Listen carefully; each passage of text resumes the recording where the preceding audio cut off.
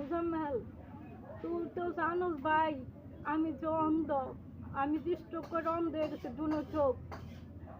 তোরা ভাই তোর সংগঠনের মধ্যে অনুরোধ করে দয়া করে তোর বোনের দিকে মায়া কর। তোর বোন তো কি অবস্থা, তুই তো বোন জানোস, বড় বোন হিসাবে মান্য কর। এই বাড়িঘর, বাড়ির আর্থিক অবস্থা, পরিবেশ। হ্যাঁ হ্যাঁ ভাবি কন আপনার কি সমস্যা?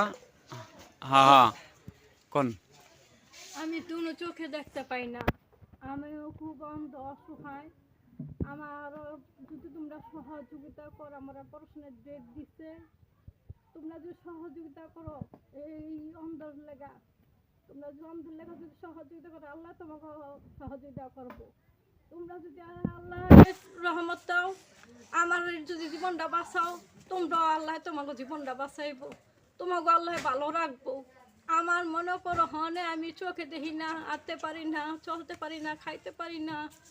আমার হনে মনে করে এই চোখটা পরে, এটা তো বাদ, এইটা চোখটা অপারেশনের দিছে হনে আজকে আর্জেন্ট, নাইলে ফুটটা চোখ আমি মারাও যেতে পারি, আমি নাও বাঁচতে পারি।